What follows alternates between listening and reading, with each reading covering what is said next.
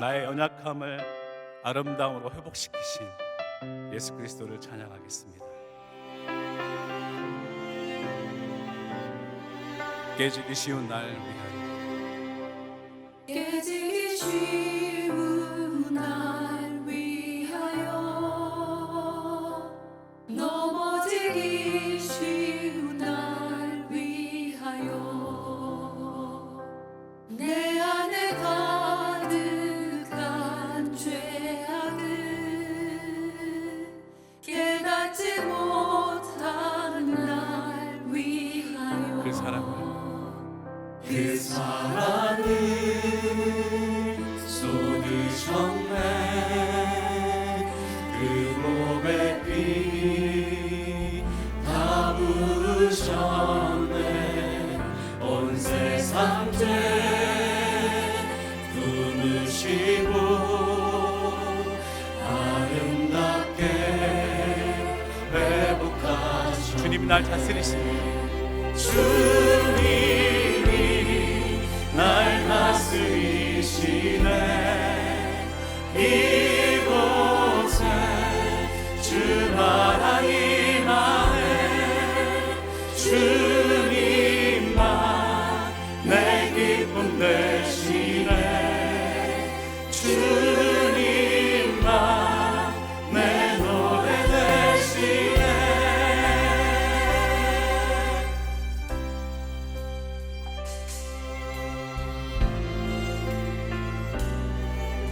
깨지기 쉬운 날 위하여, 깨지기 쉬운 날 위하여, 넘어지기 쉬운 날 위하여, 내 안에 가득한 죄악을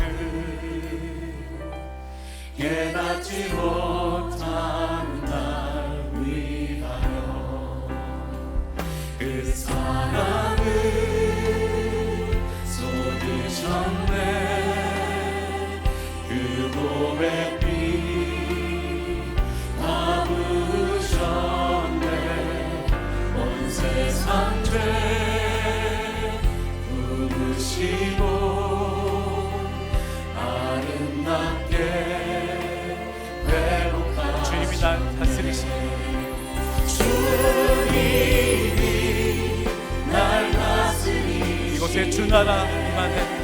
이곳에 주 나라 임하네. 주님만 내 기쁨 되시네. 주님만 내 노래 되시네. 주님이 날 다스리십니다. 주님이 날 다스리시네. 이곳에 주 나라 임하네. 주님만 내 기쁨 되시네. 내 기쁨 되시네. 주님만 내 노래 되시네. 주님이 날 다스리십니다. 주님이 날 다스리시네. 이곳에 주 나라 임하네. 주님만 내 기쁨이십니다. 주님만 내 기쁨 되시네. 주님만 내 노래 되시네. 주님만 내 전능하신 하나님을 찬양합니다. 전능하신 하나님 찬양, 언제나 동일하신 전능하신 하나님, 전능하신 하나님 찬양, 영원히 다스리. 나 주의 이름 높이리. 나 주의 이름 높이리. 나 주의 이름 높이리.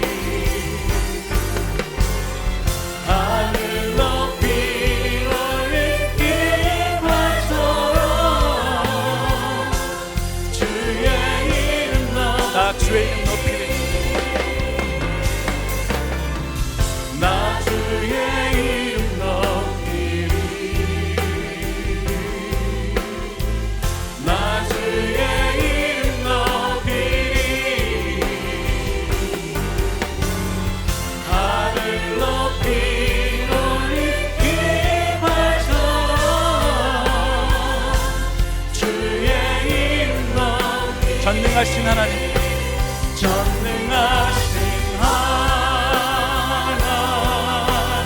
찬양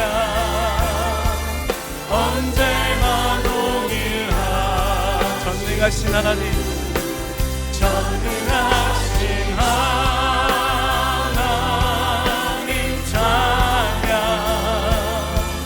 우리 더 목소리를 높여서 두 손을 높이 들고 주님을 찬양합니다. 전능하신 하나님 찬양 언제나 동일하신 주, 전능하신 하나님 찬양 영원히 다스리십니다. 영원히 다스리십니다. 영원히 다스리 우리를 영원히 다스리십니다. 영원히 다스리네.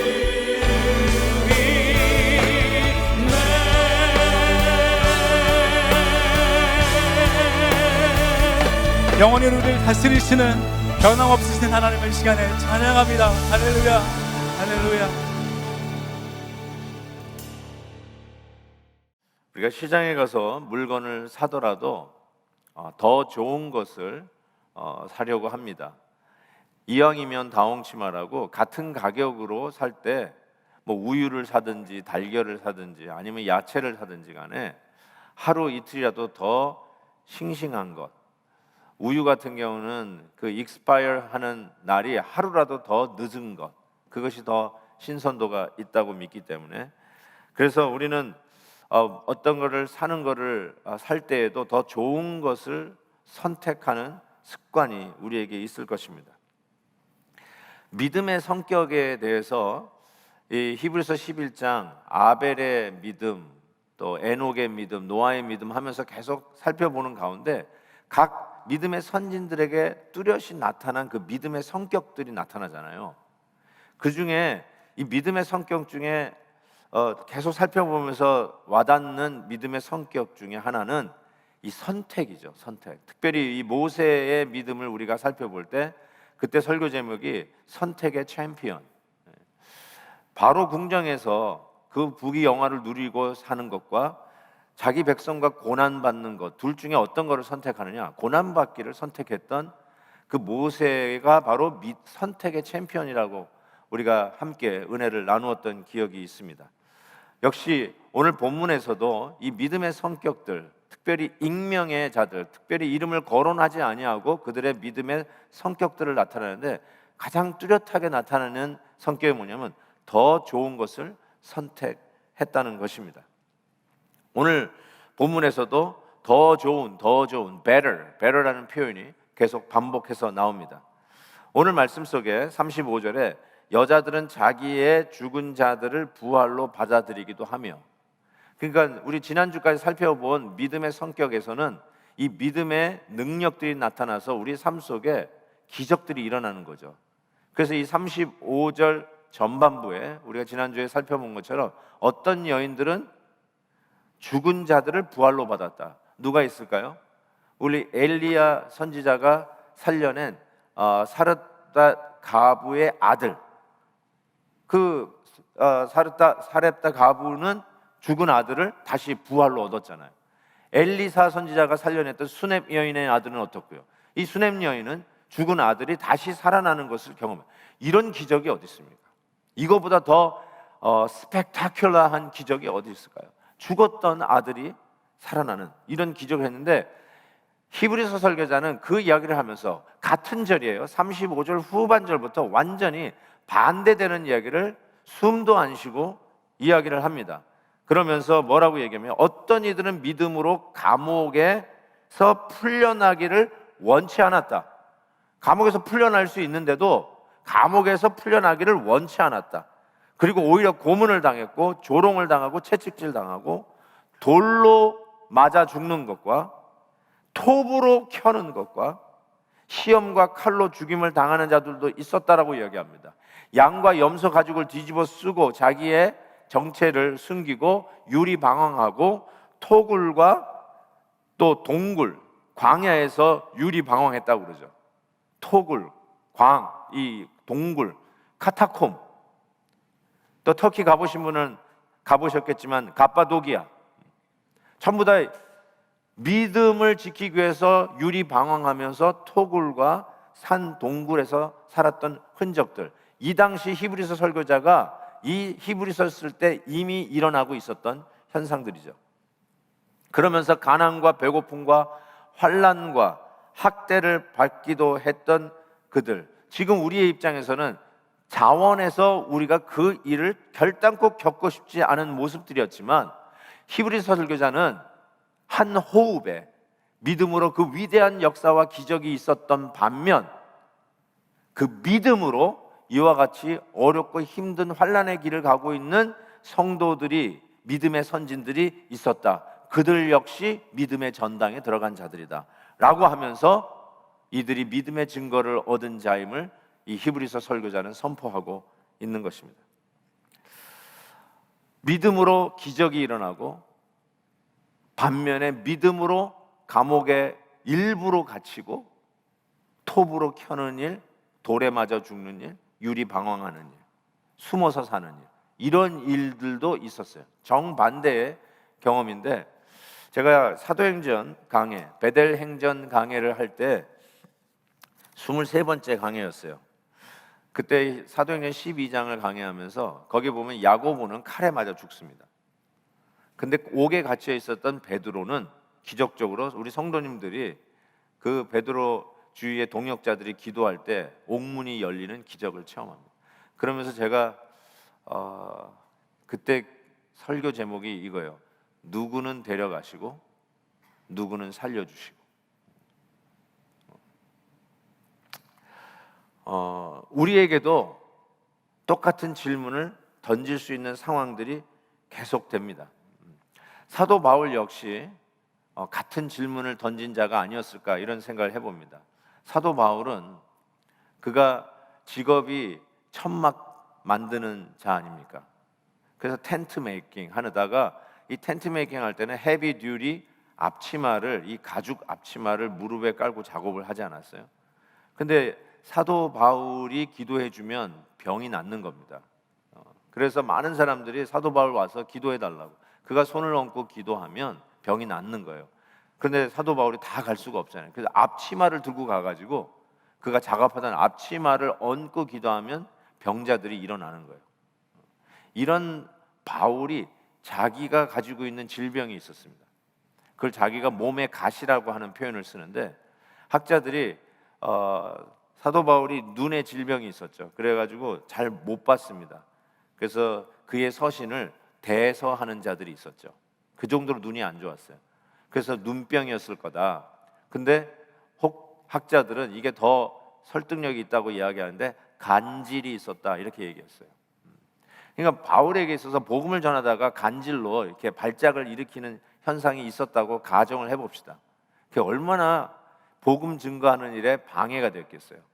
그리고 눈이 안 좋았다고 칩시다. 그게 얼마나 복음 전하는 일에 방해가 됐겠어요. 동분서주, 정말 홍길동처럼 뛰어다니던 그 바울의 입장에 생각할 때 하나님이 그에게 건강만 주시면 그가 할 수 있는 일은 더 복음을 전할 수 있었음에도 불구하고 바울도 아마 그렇게 생각하지 않았겠어요? 하나님, 저에게 이 몸의 가시만 빼주시면 제가 더 열심히 주의 복음 전할 수 있을 텐데 제발 이 가시 좀 빼달라고. 그때 하나님께서 그의 기도에 뭐라고 하냐면 은혜가 족하다. It's enough. 너 이미 충분하다. 그 응답을 주시지 않았습니까? 그게 바로 고린도 후서 12장에 나오는데요. 나에게 이르시기를, 하나님께서 3번씩이나 기도하던 나에게 이르시기를, 내 은혜가 네게 족하다. You got enough. You are sufficient. 이는 내 능력이 약한 데서 온전하여 짐이라 하신지라. 그러므로 도리어 크게 기뻐함으로 나의 여러 약한 것들에 대하여 자랑하리니 이는 그리스도의 능력이 내게 머물게 하려 함이라. 그러므로 내가 그리스도를 위하여 약한 것과 능력과 궁핍과 박해와 공고를 기뻐하노니 이는 내가 약한 그때에 강함이라. 순교를 해석할 수 없으면 그거는 신앙이 아닙니다. 우리의 삶 속의 고난을 은혜로 바라볼 수 없으면 그것은 하나님이 우리에게 계시한 믿음의 종교가 아닙니다. 그거는 자신이 만들어낸 종교, 한낱 종교에 불과하다고 할 수 있어요.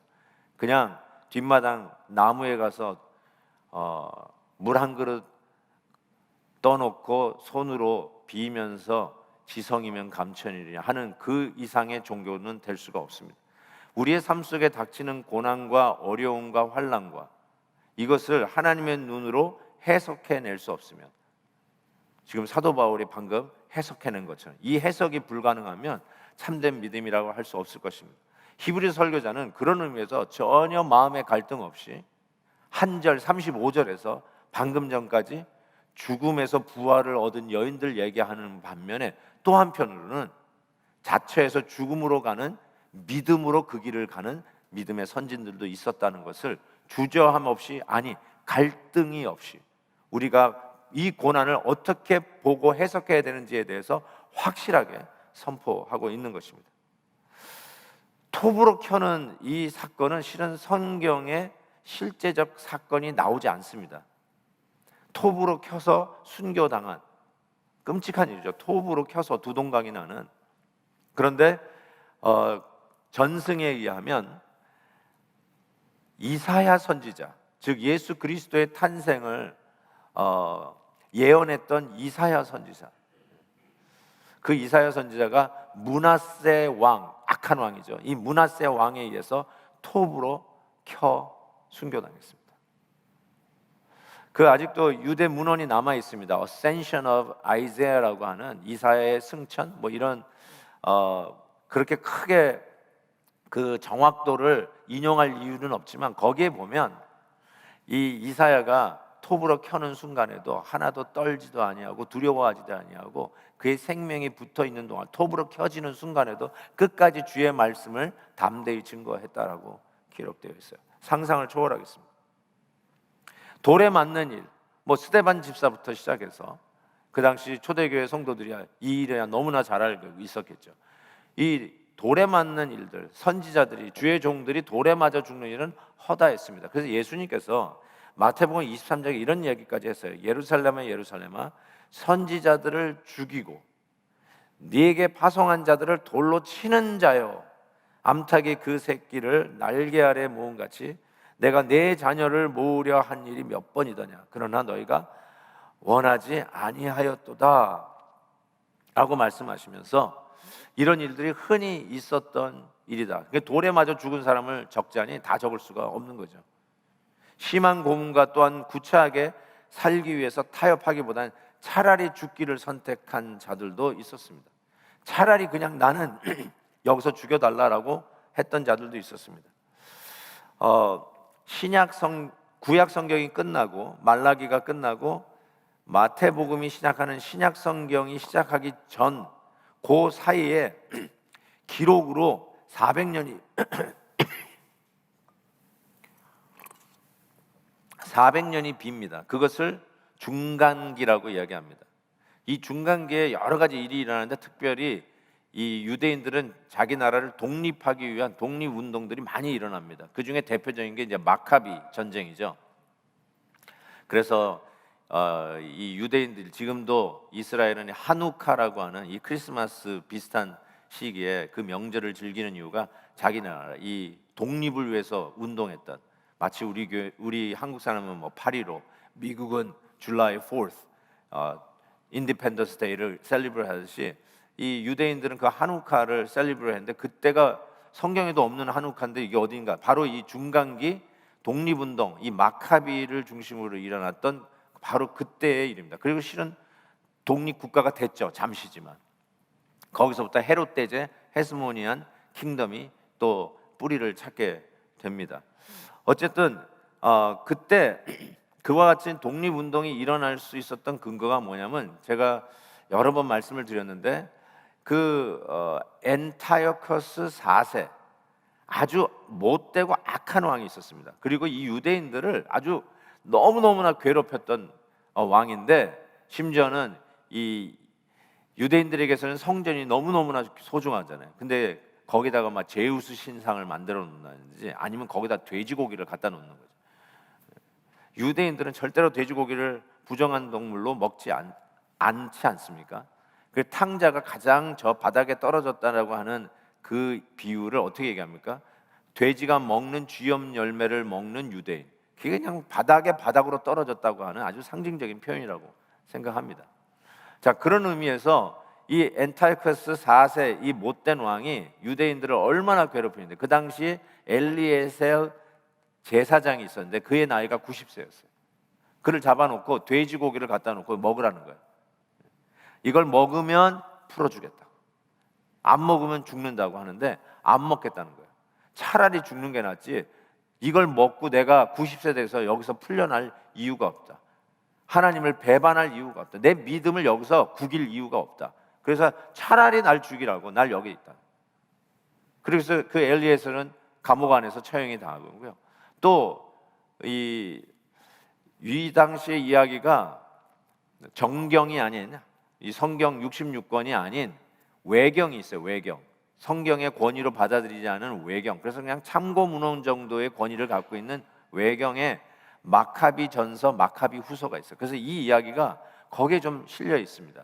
그래서 제가 거기에 살펴보니까 어떤 얘기가 나오냐면, 제가 설교 중에 외경을 또 이렇게 예를 들기는 처음인데, 거기에 보면 7 아들을 둔 어머니가 있어요. 근데 이 7 아들에게도 똑같은 시험이 옵니다. 돼지고기 먹으라는 거예요. 돼지고기 먹으면 살려주고, 돼지고기 먹지 않으면 그 자리에서 칼로 쳐 죽이는 거죠. 요즘 같으면 돼지고기 먹겠다고 할 것 같아요. 삼겹살 구워 먹지 뭐. 근데 그 당시에 돼지고기가 신앙의 척도였어요. 그게 살고 죽느냐의 어떤 하나님에 대한 헌신의 상징적인 거였다고 이야기할 수 있을 거예요. 그런데 이 7 아들이 전부 다 신앙을 지켜요. 차라리 죽겠다고. 그 돼지고기를 안 먹어요. 그래서 살아있는 엄마 눈 앞에서 7 아들을 하나씩 다 쳐 죽여요. 7 아들이 전부 믿음을 지켜요. 그 순간에 이 엄마의 마음을 이 마카비 후서에 적혀 있어요. 그래서 제가 마카비 후서를 처음으로 한번 읽어드리겠어요. 성경이 아니에요. 다시 말씀입니다. 그렇지만 그냥 참고하시라고. 너희들이 7 아들 보고 하는 말이에요. 어떻게 내 뱃속에 생기게 되었는지 나도 모른다. 내 의도가 아니라는 거죠.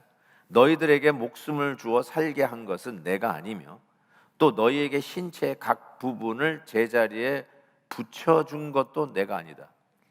이걸 보면은 사지를 찢어 죽였을 확률이 큽니다.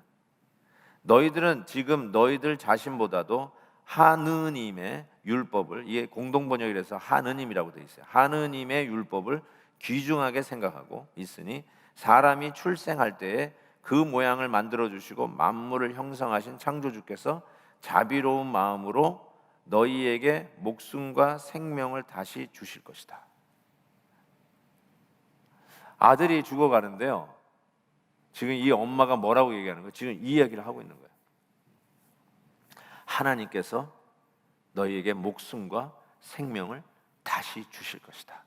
믿음 타협하지 말고 그 믿음대로 그 길을 가라라고, 순교의 길을 가라라고 이야기하는 이 어머니의 이 피 끓는 심정 느껴지지 않습니까?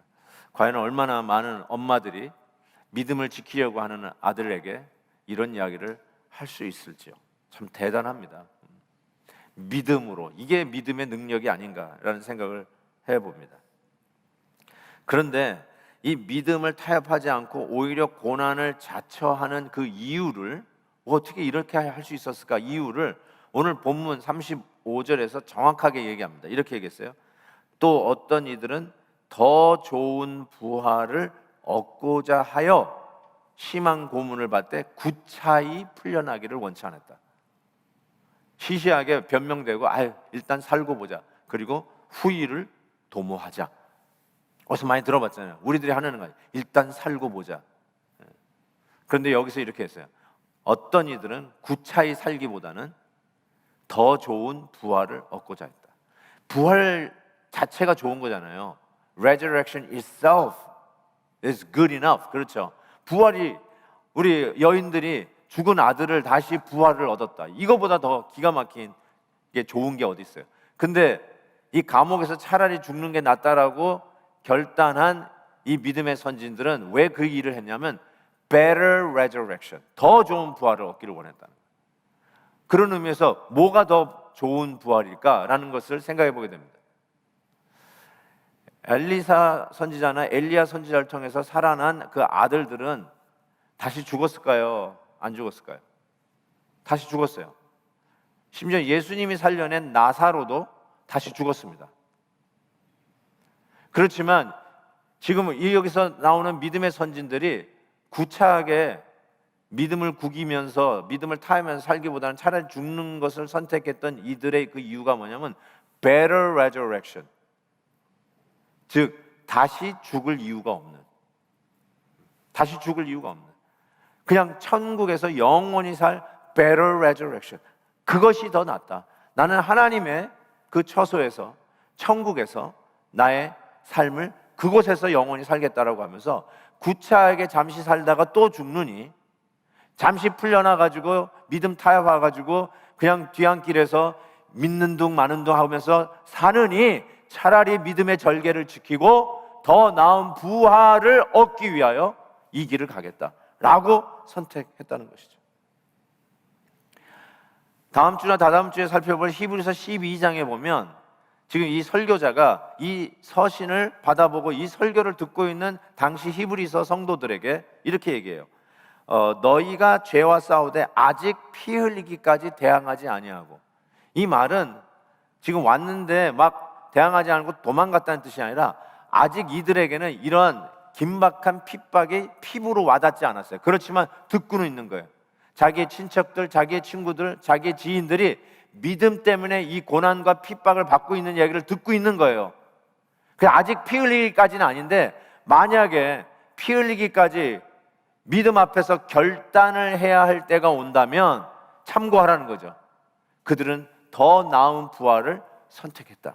우리의 믿음의 선진들은 믿음으로 기적적으로 옥에서 풀려나는 일도 있었지만, 죽음 가운데 다시 살아나는 부활도 있었지만, 차라리 내가 감옥 안에서 믿음을 구기면서 조금의 생명을 연장하기보다는 더 나은 부활, better resurrection, 그걸 선택했다는 거예요. 믿음으로 선택했다는 거예요. 고로 참고하라는 거죠. 이 히브리서 성도들아, 너희에게 이런 결단할 순간이 온다면 타협하고 조금 더 살 거고 죽을 것이냐, 아니면 차라리 믿음의 절개를 지키고 나는 더 나은 부활을 선택하고 천국에서 살 것이냐, 그 선택권이 온다면 참고하라는 거예요. better resurrection, 이것이 있다는 거예요. 더 좋은 것을 향하여 우리의 선택을 결정하라라고 하면서 이 믿음의 또 다른 이 성격이 바로 선택이라는 것, 그 선택이 좌냐 우냐라기보다는 더 좋은 것을 선택하는 지혜, 훨씬 더 좋은 것을 선택하라는 거죠. 지금 당장 눈앞에 보이는 것은 힘들고 어려운 것 같은데 실은 영 안으로, 영적인 눈으로, 하나님의 시야로 본다면 사도 바울처럼 나도 너희들과 같이 있기를 원하지만 실은 난 주님과 함께 있기를 더 원한다. 그렇지만 하나님 맡겨주신 사명 때문에 할 수 없이 이 사역을 하고 있다라고 하면서 사도 바울이 빌립보서에서 얘기한 것처럼 더 나은 것, 주님과 함께 to be with the Lord, 그게 훨씬 나은 선택이었다는 이것을 여러분의 믿음에 적용하라라고 말씀하고 계시는 거죠. 그러면서 더 좋은 better라는 말이 또 나와요. 오늘 마지막 두 구절인데요, 39절 40절을 읽어볼게요. 이 사람들은, 즉 이 믿음의 선진들은 다 믿음으로 말미암아 증거를 받았으나, 이거 잘 들으세요. 약속된 것을 받지 못하였으니, 이게 약간 무슨 의미인지 좀 더 생각해야 되겠죠. 40절, 이는 하나님이 우리를 위하여, 여기 보세요, 더 좋은 것을, something better, 더 좋은 것을 예비하였은즉 우리가 아니면 그들로 온전함을 이루지 못하게 하려 하심이라. 자, 39절 조금 더 설명이 필요한 것 같아요.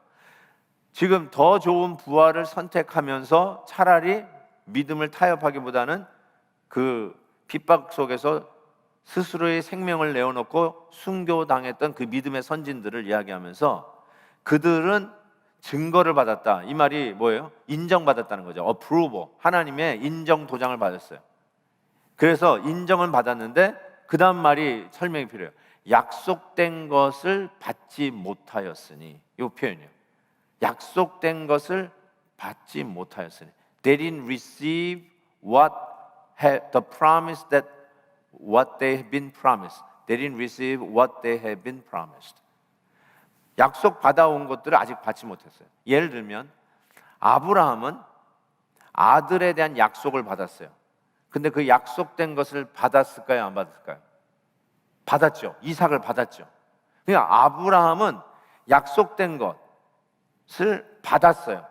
근데 여기 믿음의 선진들 지금 타협하면서 오히려 순교의 현장을 갔던 이들은 믿음 더 좋은 better resurrection, 더 좋은 부활을 선택하는 그 믿음으로 증거를 받았어요. They got approval, testimony가 있어요.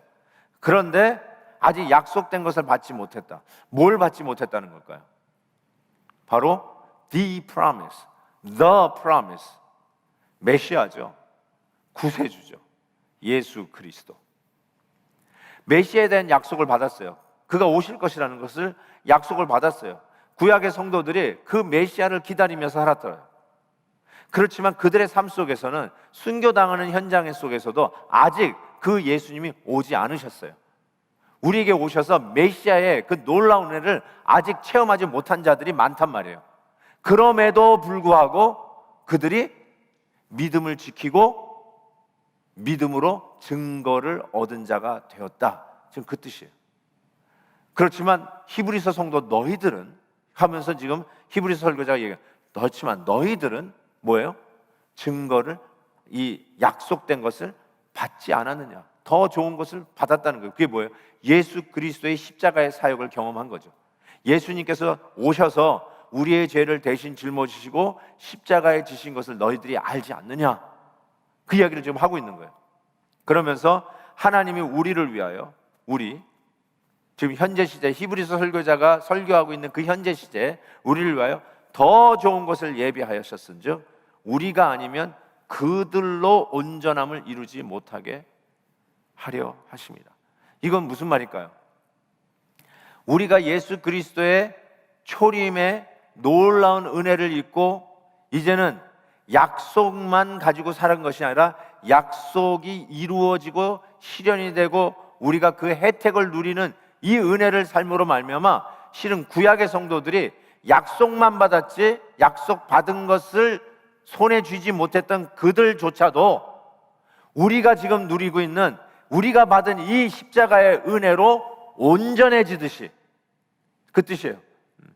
구약의 성도들이요, 양을 잡아서 구원받은 게 아니에요. 지금 계속해서 살펴봤던 아벨, 에녹, 노아, 아브라함, 모세, 이 믿음의 선진들이 그 유월절을 지키면서 양을 잡아가지고 산 게 아니라고요. 그래서 구원받은 게 아니라 그 양을 통해서 예표하고 있는 약속받은 메시아 예수 그리스도, 그분을 바라다보는 믿음으로 구원받은 거예요. 근데 우리들은 누구냐? 바로 그 예수 그리스도가 우리에게 오셨어요.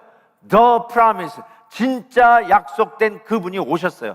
그래서 그 십자가의 은혜로 우리가 드디어 구원이 온전해진 것처럼 구약의 성도들이 바라만 봤던 그 약속이 우리 시대에 온전해진 은혜로 말미암아 그들의 구원도 온전해졌다.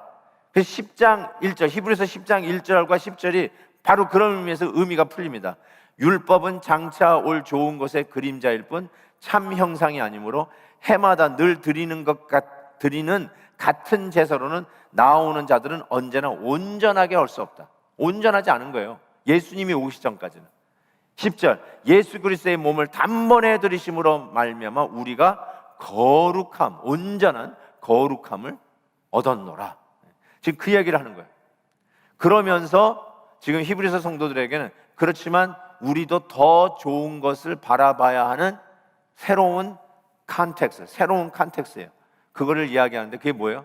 이제는 구약의 성도들이 예수님의 초림을 기다렸듯이, 아직 이루어진 것은 아니지만 그 약속을 받고 살았듯이 우리들은 이제 무슨 약속을 받고 사냐면 다시 오실 예수님을 바라고 살아가는 컨텍스트에 놓이게 되는데, 어쩌면 구약 성도들하고 아주 비슷한 컨텍스트. 구약 성도들이 초림을 바라다보며 살듯이 우리는 이제 재림을 바라다보면서 살아야 되는데, 어떻게 더 좋은 것을 예배하신 something better, 다시 오실 예수 그리스도, 그것을 기다리며 살아가는 자들이 돼야 된다라고 말씀하고 있어요. 이 부분을 종교개혁가 요한 칼빈 선생님이 그의 주석에서 우리에게 이렇게 도전하고 있어요. 저는 이분 글을 읽으면서 그 옛날에 어떻게 이런 말을 썼을까, 어떻게 이런 것을 주해냈을까라는 생각이 들 정도예요. 제가 한번 제 말이지만 부족하지만 제가 해석해 볼게요. 하나의 작은 불꽃이 저들을 천국으로 인도하는데, 그러니까 하나의 작은 불꽃이 저들을 충분히 천국으로 인도했었는데, 의의 태양이, 예수님, 의의 태양이 우리를 위에 밝히 비추는데 아직도 세속의 땅에 우리가 붙어 있다면 무슨 그럴듯한 변명이 있을까? 좀 이렇게 해석을 하고 나서도 또 설명을 해야 되는 이 부족함을 용서하십시오. 그러니까 지금 이 요한 칼빈은 이런 얘기하는 거예요. 지금 이 히브리서 설교자의 마음은 이거예요. 너희들은 이미 그 약속을 받은 자 아니냐. 근데 이 믿음의 선진들, 지금 홀 오브 페임에 들어가는 믿음의 선진들은 약속만 받았지 약속된 것을 받지는 못한 상황 아니냐고. 그런데도 이 믿음을 지키지 않았느냐. 하물며 이제 그 약속한 것을 받은 우리는 얼마나 더 믿음으로 살아야 되겠느냐. 그러면서 옛날 이 구약의 성도들은 작은 불꽃만 가지고도 천국 가는 믿음으로 믿음의 길을 걸어갔는데, 작은 불꽃이 아닌 의의 태양이 되시는 예수 그리스도가 오셨는데 우리가 아직도 땅에 발을 붙어 있다는 변명을 가지고 핑계대고 타협을 하고 믿음을 구기는 일을 해서야 되겠느냐. 더 큰 믿음으로 그 길을 가야 되지 않겠냐. 지금 그것을 우리에게 도전하고 있는 것이죠. 그것이 오늘 21세기를 사는 우리를 향한 또한 도전이 아니겠습니까? 더 나은 것을 향해서 오늘 우리의 믿음을 결단하는 거죠.